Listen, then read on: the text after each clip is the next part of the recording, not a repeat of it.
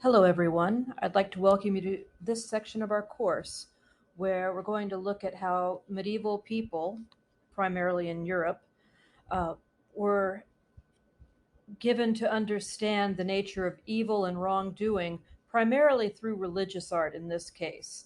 And in the case of the ones here, Christian medieval art. You may have seen demons before in cartoons or comics or um, in some sort of other art context.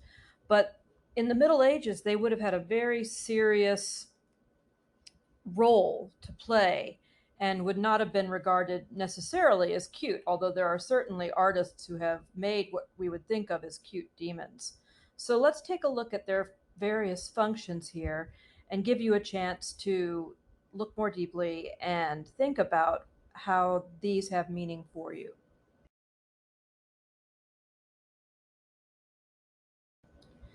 The first thing that we can talk about is that demons were often presented as threats to one's safety, the safety of one's soul. And in churches, they might appear in odd, out of the way, tucked places. And so you might see one like this at Vézelay, where you have the demon and he's on some kind of creature's back, riding it, as one might a horse or a camel. And when you look at him, you can see he has a ridge on his back, like a reptile, perhaps. And he has a grimacing face. And you'll see that quite often in all the examples here. But this riding of a fanciful creature um, perhaps gives him a context that he is coming from another realm of reality for the medieval person, and he might symbolize the way that evil thoughts could come to you, or that you could be tempted.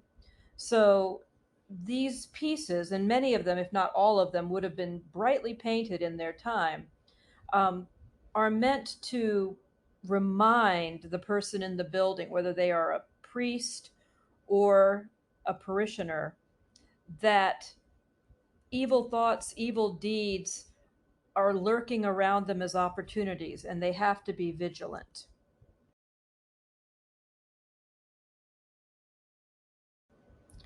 Here's another example of a demon being presented as a threat. The narrative for this strange looking piece of art is a story from the New Testament of the Christian Bible about a magician named Simon Magus who challenged the apostles that he could perform magic as they did and that he would fly. And he didn't, as you can see here. And these are saints. This one with the big key is Saint Peter watching. And you'll notice that Simon's face here and the demon's face are both distorted, but they're quite different. This is a look of fear, perhaps, and this is a look of you tell me, a look of to me with the gestured hands. It's like, well, what are you going to do? But what you'll notice is that they both have their tongues out, and that they um, seem to be closer to each other, and his head gestures in this direction. So, what I will ask you to do is to write a little bit about what you see in this demon that makes him not look human, and then we can compare notes.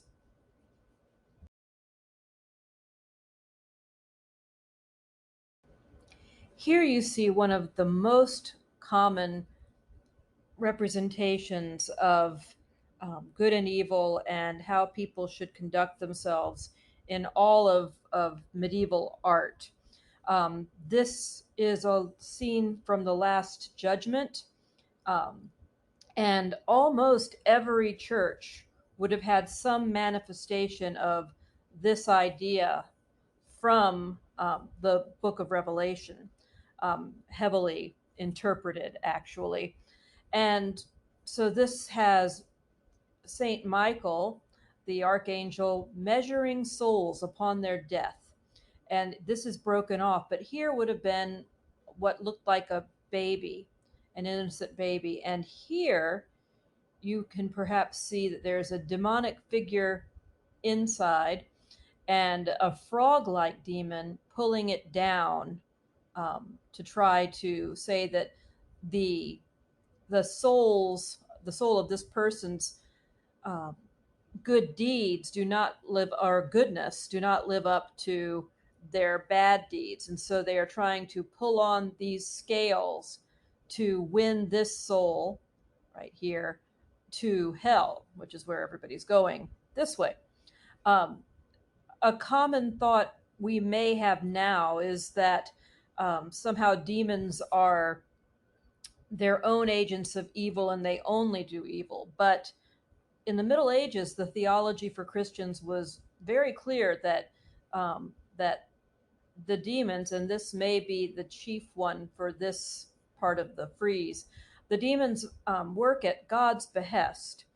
That the ones who don't live up to their faith's promises and duties will be punished. And God sanctions that punishment just the way that our courts sanction punishment for people's bad deeds. So these are co workers, is one way to think of it. But these demons are clearly a lot different from an angel. So here you see that there are metal elements to this frieze, and this looks like a crowbar of some sort, but it's to herd the sinners. And here's the person being judged right here. That's his evil deeds and his good deeds. And this demon is supervising this, hoping to work out um, that this person is bad enough or unrepentant enough that they can go to hell and be punished. What you notice about these demons is that as they are taking sinners, these are also the damned, here, here, here. You'll notice that they have some traits in common, and one is that they have animal like features. You'll see here that there are animal ears and a kind of muzzle, and in some cases they have faces on their stomachs, like here and here, um, and they have tails that are active like snakes. Here's another one whose genitals have a face on them, and he's carrying you can tell by the haircut, a priest who was evil to hell and herding them all towards their punishments. So this idea of them as sort of prison guards and torturers is a very important part of explaining to people why they should be good. There's another component to this that's, I think, even more disturbing, which is if you look at the noses and the beards on many of these, especially like this one here, and this one here, that was in the time period um, iconography for anti-Semitism. That was the way that Jewish people would be represented in art, especially religious art, by medieval Christians at that time. So the message here is pretty clear that if you're not aligned with Christianity, then you may be tolerated somewhat, but you are not human and not the same kind of soul, and more closely aligned with evil and the animal. Um, so, none of that is a comforting thought. And if you think as well that Jews during that day, so in this piece, you see demons punishing the damned. Um, this is a damned soul. This is a damned soul. And you can tell by his tonsure, his haircut, that he's a priest or a monk. Here's a woman as a damned soul, and so on. And over on this side, you have a figure who is naked, and has their hands clasped as if in prayer, and they are being judged by the archangel Michael, to see whether they merit going to heaven or going to hell for punishment. And so you have these two brokers here. You have Michael, and he's weighing the souls right here. And you have um, a demon, perhaps Satan, but maybe just a minion of Satan, and he's watching as well. And this person's soul is being measured by their good deeds, which would have been represented with a baby. It's partly broken off for innocence and purity. And on this side, there's a demon figure in the pan of the scale, and there's a little frog-like demon trying to pull it down. And what they want is for this soul to be judged bad and then be punished. And so this is a transaction between these two figures, much like gold or silver would have been measured then. And the idea here is that if you die and you are found unrepentant, that you will be punished in a realm that is animal like, and that focuses on not your soul, but on your flesh to torture you. Now, another disturbing component of this is that many of the faces, like this one and probably that one and this one, have large noses and smirks and deep set eyes, which were very common for negatively representing Jewish people in um, medieval Christendom, and as they thought of it themselves. And so people who were Jewish would have to walk by this, and every Christian person that they had to do business with would be informed by this kind of propaganda. So it created a lot of social tension. But the idea that's being put out is that evil is aligned with anybody not Christian and not true to their Christian faith.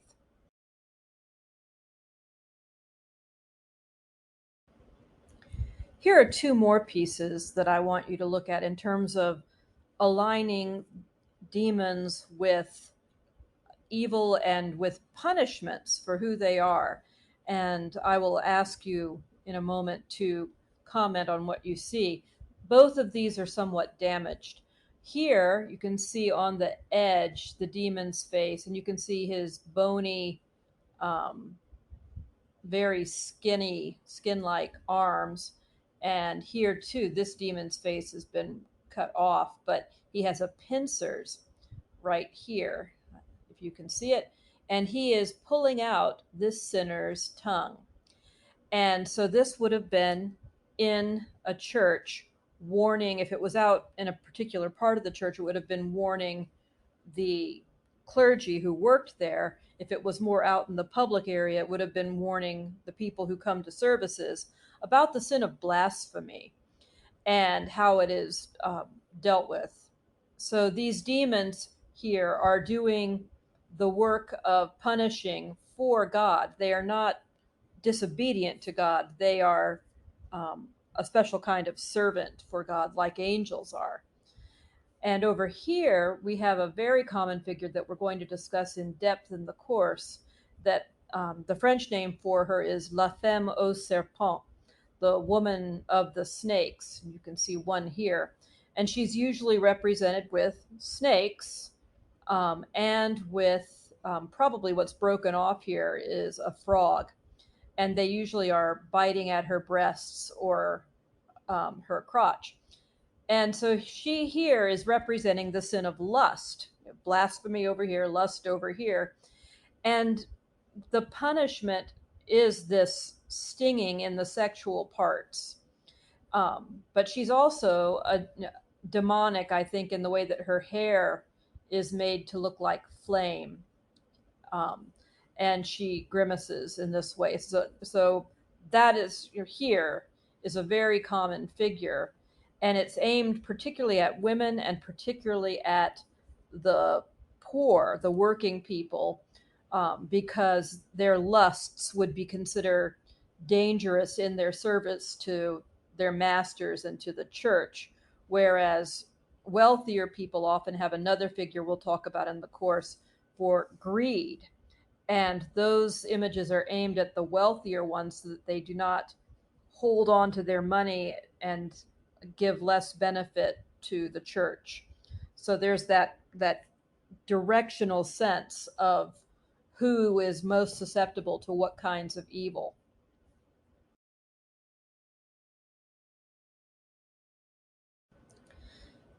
Demons are used in medieval art as well to represent key passages in the Bible, even if those passages don't explicitly identify a certain spirit or creature as a demon. The art would make them look demonic to sort of give that idea of physical form that people can understand, particularly if they're illiterate and cannot read the texts on their own.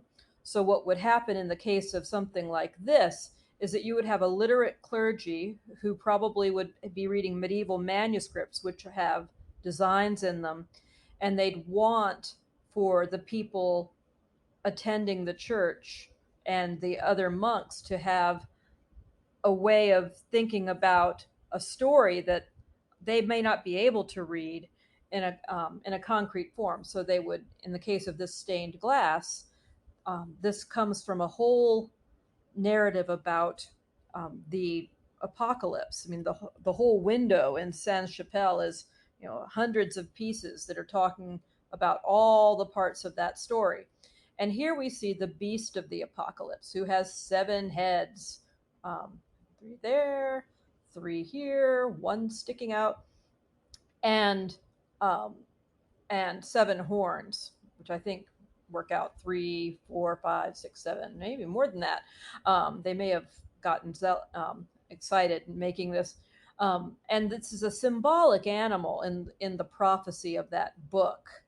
Uh, and so they take the ways that it's symbolically discussing heads of cities to talk about them as one big governmental beast in the story.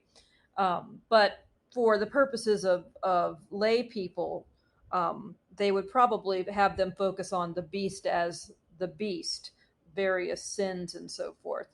So here you have that creature, and you see that he has some of the same features as some of the demons. Some of the faces are animal like, but also human like.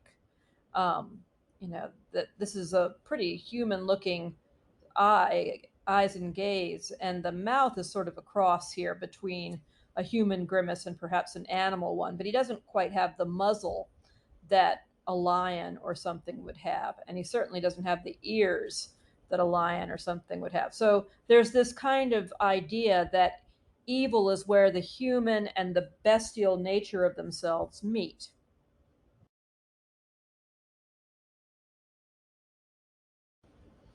Here's an example of demons. There are more than one in here in a narrative, and it's similar to the one that you saw of the. It's the same theme, which is the idea that souls get put into punishment in the last judgment, and so you'll see that that Satan, the chief demon, is here on a throne, um, and that he is devouring sinners. But they also, the sinners, have particular sins according, or punishments according to their sins. But the idea of the bestial is here again, that they get devoured and then excreted into an even bigger animal. So what I'd like you to do here is think about and write a little bit about why would someone or a community want to have people to think of being bad as the same thing as being um, an animal, or that their punishment would be to be devoured by an animal.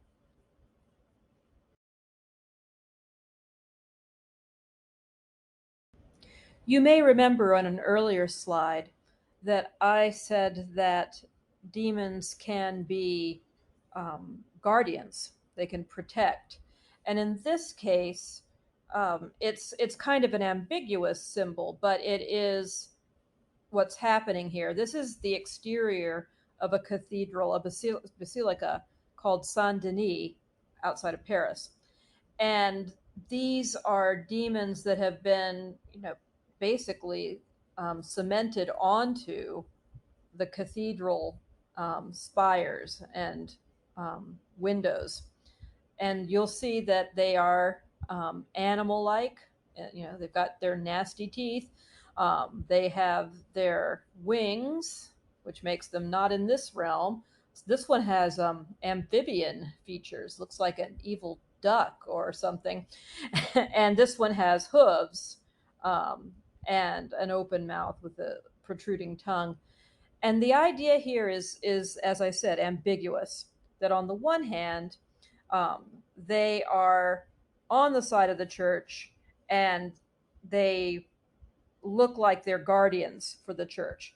But at the same time, they're on the outside, and it gives this illustration to passersby that evil is all around them, and the inside of the church is where you can be to be safe from these evil influences that these symbolize. And so there's a kind of doubleness that's happening there. And keep in mind that all of this would have been painted bright colors in its day, so it would have really stood out in an area that might not have had much paint. But the idea is that these would look, as much as they are, realistic to people. They'd look, the animal things would look animal like from a distance. These are probably about, oh, I don't know, 30 feet up.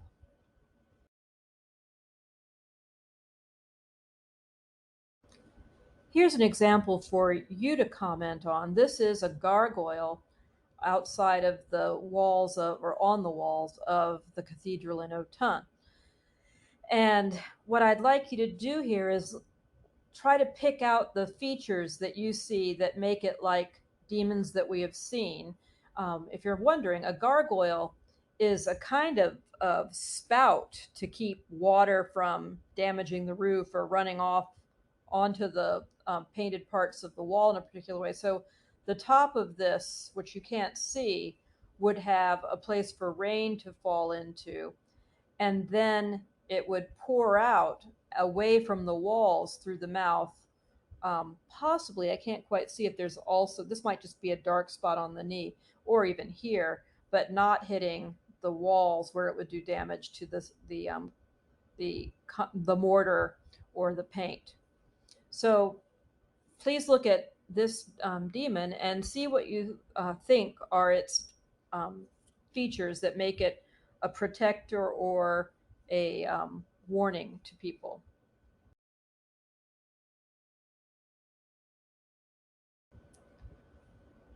Another aspect of demons that, in terms of how they're drawn, that you may not be aware of the whys and wherefores of, is that before Christianity became the law of the land in Europe, it existed among, for hundreds of years, other religions, including earth religions that would have ties um, to mountains, water features like rivers.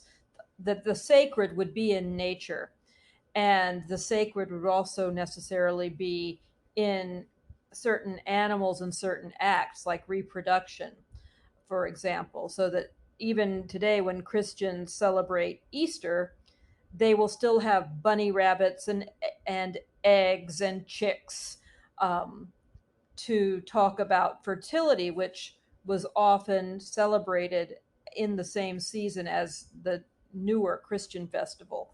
So those traditions don't die out completely. And in Italy, where this piece is from, Christianity doesn't really become fully enforced until well into the 600s. And so the church, to make a clear message that this is a no no, starts representing what might have been a symbol of the past, present, and the future, the three faces here, and the god that would have that face, or with snakes, which might have been associated with wisdom beforehand and fertility.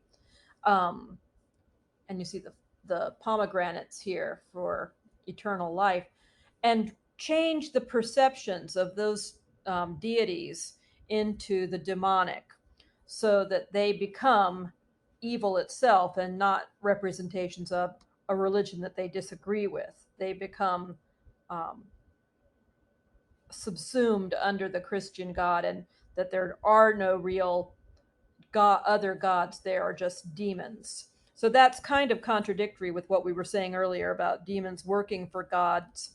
But there are many purposes for these symbols. So pay attention here that in many cases, to represent something as evil, you'll see snake like features, like you see here. You might see beards being used in a particular way, or the tongue stuck out, or crazy hair. Apparently, um, the good have flat hair for some reason, but be aware of that. So this piece on the outside of the wall is a kind of a dual representation. He still has vines coming out of his head, which represent fertility, but he is still very much a symbol of evil, that people have to understand that fertility has to be regulated under Christian rules.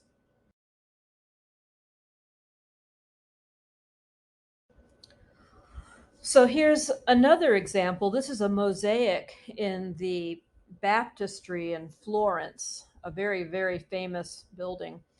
And in the ceiling, you'll see, as part of the Last Judgment, the punished sinners.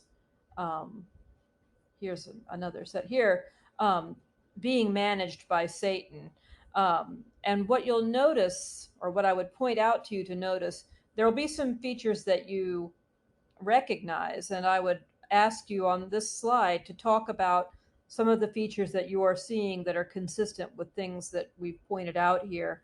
But another part will be when there are colors left. I mean, all of these would have been colored at one point, even here, and then these features, and this one even is a lizard himself, that the colors are usually a rotten green or a blue to represent death, so that it's an added component of talking about evil as that which kills the soul.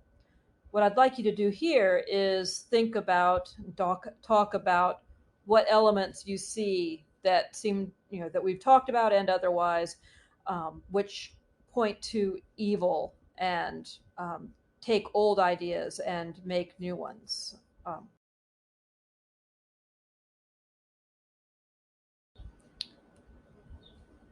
a very important understanding of the art of representing the medieval demon is that it seems to be a manifestation of not just the symbol of the sin, but what a soul is like when they are possessed by that sin.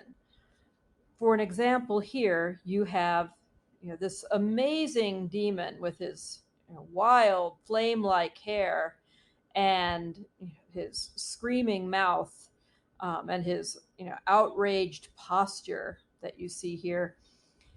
It's a representation of Moses here bringing down the Ten Commandments here.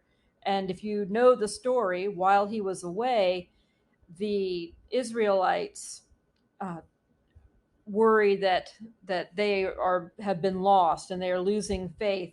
So they melt all their gold and they make an image of a bull to worship as Baal, which is another deity from another religion in that time. And they're going to sacrifice to him. You see here that this figure, it has a lamb to sacrifice to the idol. So if you do the contrast work, you'll see how the holy man is represented with a much more calm expression, better managed hair. He's clothed.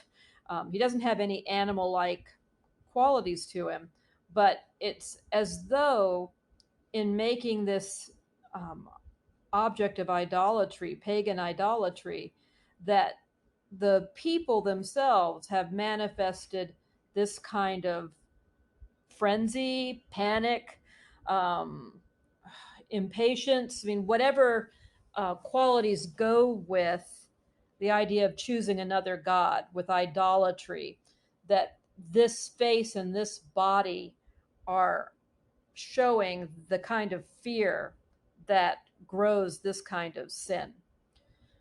By contrast, if you look over here at the piece from Mosaic, here is an idea of, shockingly, not modern. We tend to think of this as modern, but here is a soul, a person, who has their bestial nature under control. So this is a monkey-like figure. And maybe if he wasn't under control, he would have worse hair and a more agitated expression, um, and and be more animal-like. He's being held like an animal or a prisoner. And so the idea here is that the good member of the church, if they follow the rules, they will have their evil inclinations under control, and that will keep them safe. And so it's a big contrast from being this person, and being like this person, letting it be off the leash, if you will, and running wild with that kind of passion.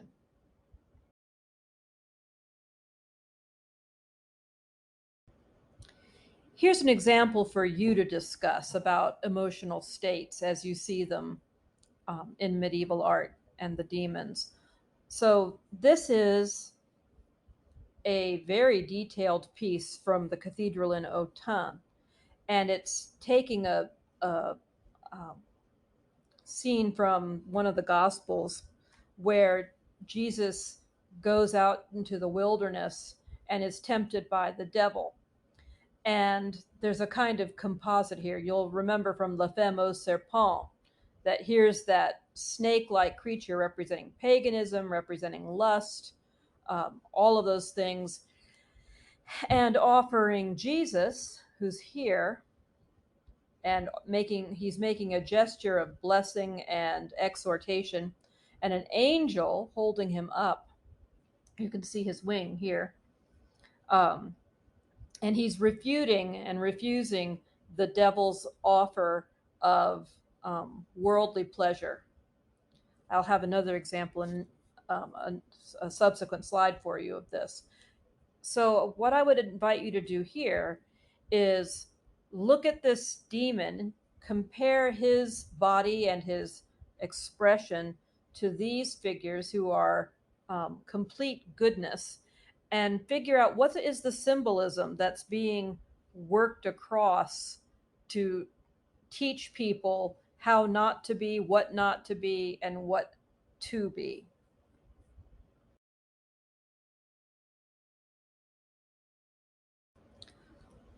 To finish up, let's look at this idea of temptation, this narrative from Christian Gospels that talk about a purely good man and God, and modeling this idea of how a person in the world has to deal with their choices, and the choices which lead to a corrupt soul, which lead to damnation.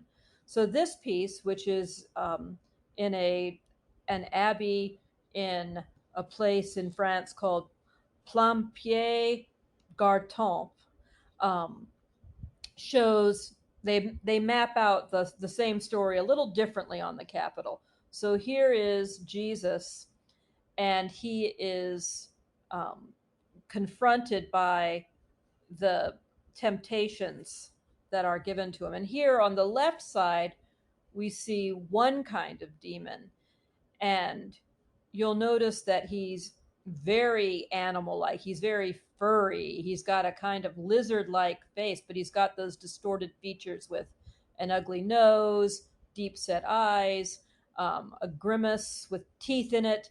He still has wings, and that's to suggest that he's from another realm, from a not from the earth itself. And he's got this wonderful S curve of like a snake, and he's got basically the feet of like a raptor or a vulture. And there's another little demon here that's sort of being squished out from where Jesus is, and for symmetry, there's one on this side as well. And because it's very difficult to get the whole thing represented, this demon, who's also offering the second temptation, is shown in side view over here by my photo. And this is a demon who's offering the idea of ruling the world. There's that ball in his clutches, and he's smooth like a reptile. If you blow this up, you'll see the little scale like things. And he's wearing shoes, which I also find just great. It's like little high heeled shoes. So he's more sophisticated looking than this guy over here. And I think what you're being shown is that kind of contrast between the types of ways you can be corrupted in this world and led to be immoral. One is through your animal like instincts, and one is through perhaps your greed and your hunger for power, if not for pleasure, that is shown here. So these demons are drawn a bit differently to represent the kinds of evil that you have to rescue yourself from. And so temptation is a very important theme in that religious art because it's a falling away from good teachings, from the way to be a good person.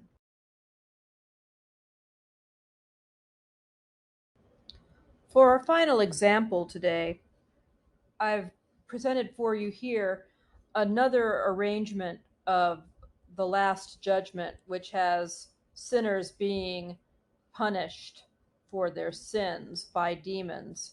Some of them have little clues to show you that they are aligned with certain kinds of sins. So here you have the Femos Serpent, and there are the snakes and dragon-like creatures that are attacking her breasts.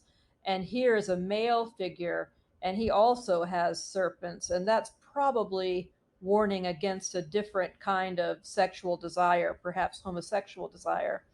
And here, this is a little ambiguous, but it might be because this type of punishment has a couple of different manifestations, but it might be suicide, which was considered a sin then. And down here, this suspended figure has a bag of money suspended from his neck while he's being hanged by this demon. And that is to show greed, the thing that we often in these pieces of art find representing the upper classes withholding their goods from the church and from the poor through the church mainly. Um, and this might also be Judas because he's in that art form often depicted as taking the pieces of silver that he took as payment for selling out Jesus to be arrested, and then he goes and commits suicide. And so they conflate that sin here with that person.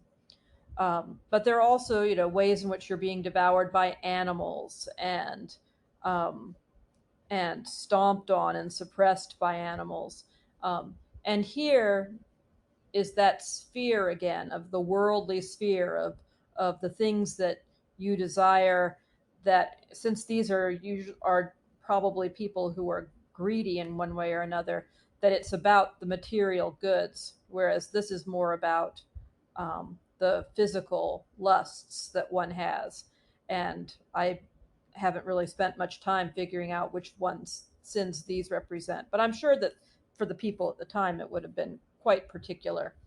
So look at these demons for me, here and here, um, and their how their bodies show up, with fur and other features, and see if you how many different things can you remember from the way demons are shown that, um, you think help teach a particular lesson to their audience.